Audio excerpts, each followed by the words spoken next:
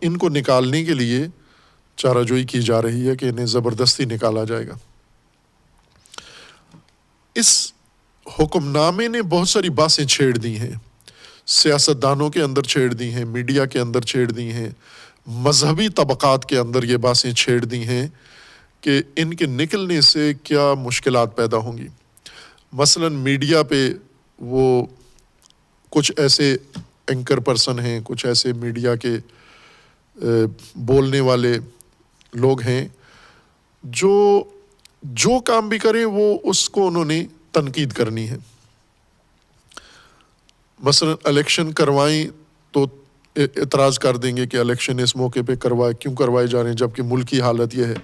Election نہ کروائیں تو فوراً اعتراض کر دیں گے الیکشن کیوں روکے جا رہے ہیں، آئین کی خلاف ورزی ہو رہی ہے۔ وہ پہلے سے تیار کر کے بیٹھے ہوتے ہیں کہ جو بھی فیصلہ ہوگا ہم نے اس کو کسی نہ کسی دلیل سے تنقید کا، یعنی چینل کی ریٹنگ کا موضوع بنانا ہے ہم نے اس کو۔ کبھی آئین بچانا شروع کر دیں گے، کبھی حقوق بچانا شروع کر دیں، کبھی کسی سیاسی جماعت کی حمایت شروع کر دیں، کبھی کسی کے پیچھے پڑ جائیں گے۔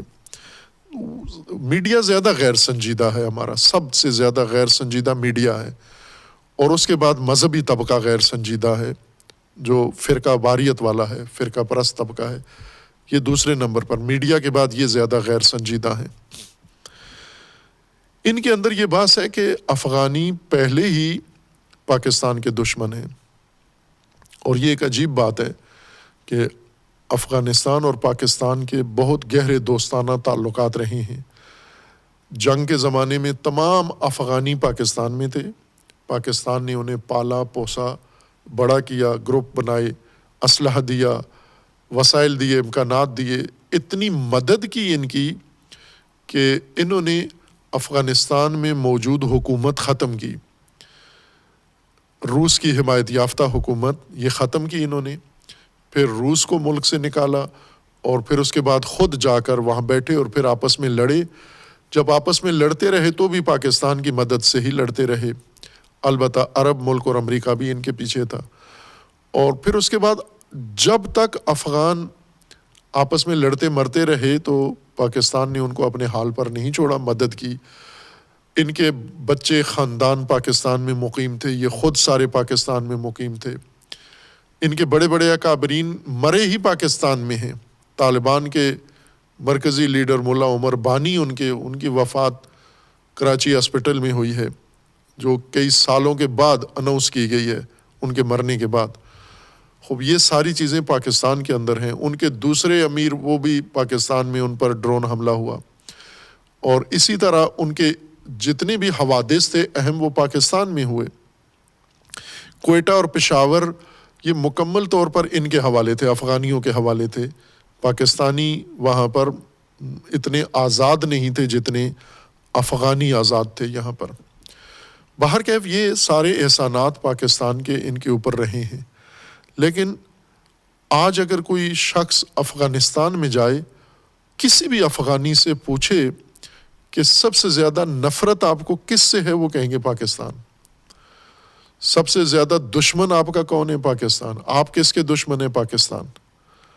اور یہ وہ چھپاتے نہیں ہیں، برملا اس کا اظہار کرتے ہیں، سوشل میڈیا پہ اظہار کرتے ہیں۔ وہ افغانستان کی ہر تباہی کا ذمہ دار پاکستان کو قرار دیتے ہیں۔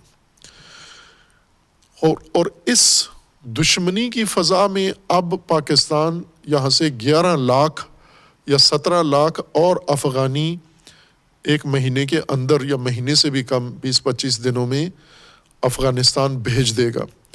تو 11 لاکھ معمولی تعداد تو نہیں ہے۔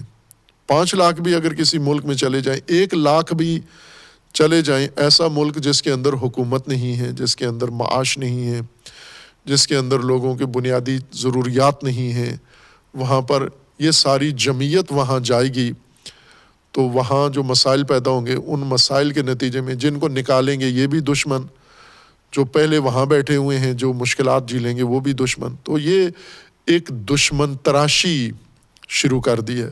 لہٰذا ان لوگوں کی یہ نصیحت ہے کہ یہ کام نہ کیا جائے، ان افغانیوں کو یہیں پر رکھیں اور ان کی خاطر مدارات کریں، اور اس لیے کریں کہ یہ دشمن نہ ہو جائیں آپ کے. یہ وہ منطق ہے جو شروع سے پاکستان کے اندر رہی ہے، جس کے تحت یہ پاکستان کے حالات بن گئے ہیں.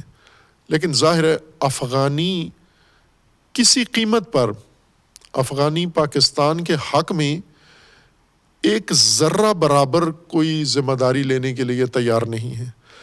نہ افغان طالبان، نہ افغان سیکولر، نہ افغان قوم پرست.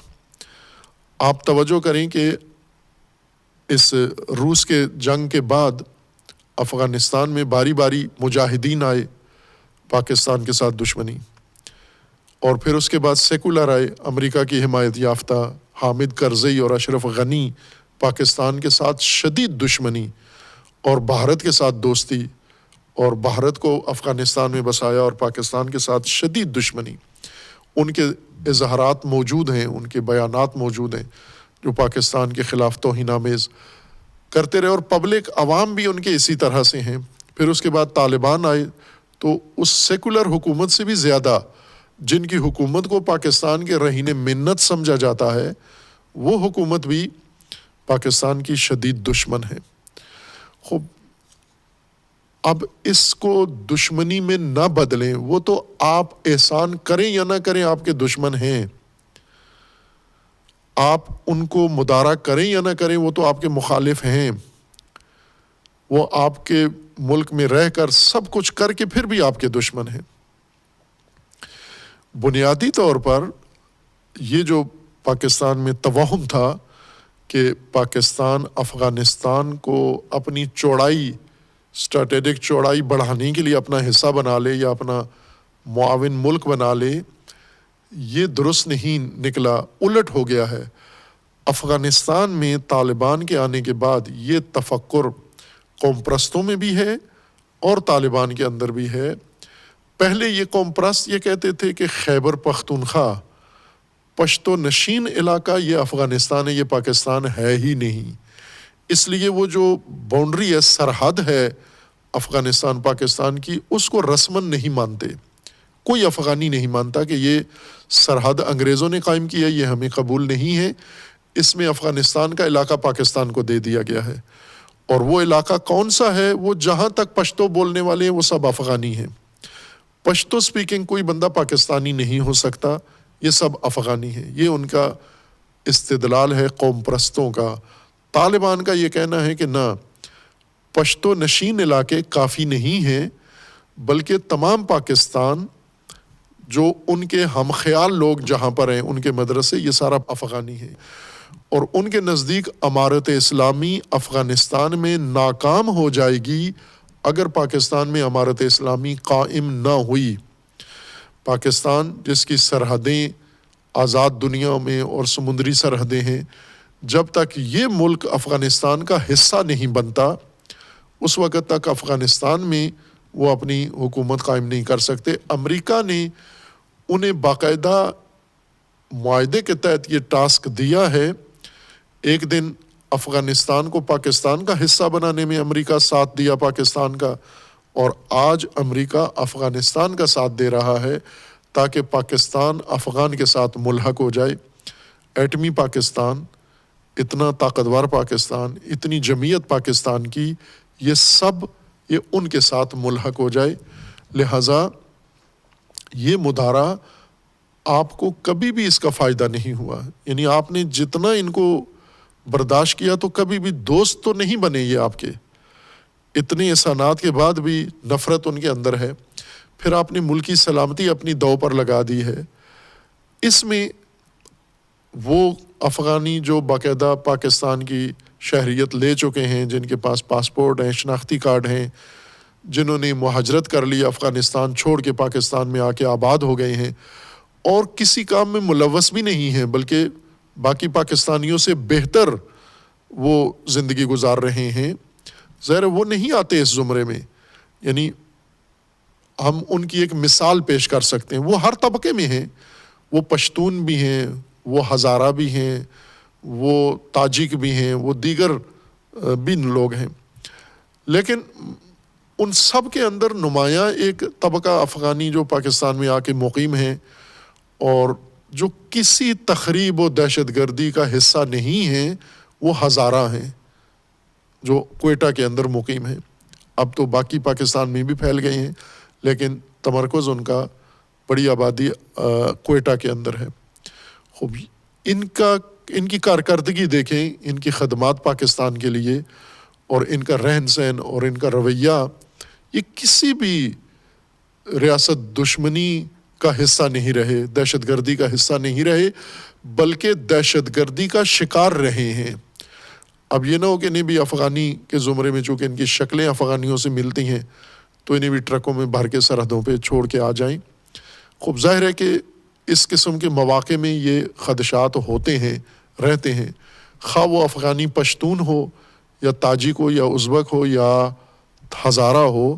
اگر وہ پاکستان کا شہری بن چکا ہے, اس کو پاسپورٹ شناختی کارڈ آپ دے چکے ہیں, ایک دو نسلیں ان کی یہاں آباد ہو چکی ہیں, تو انہیں پاکستانی سمجھا جائے. جیسے پاکستانی دوسرے ملکوں میں جا کر شہریت لے لیتے ہیں تو وہ اسی ملک کے باشندے سمجھے جاتے ہیں. لیکن بالعموم جو فیصلہ ہوا ہے کہ غیر قانونی تجارت افغانستان کے ساتھ مکمل بند کی جائے اور غیر قانونی طور پر جو افغانی یہاں مقیم ہیں انہیں نکالا جائے.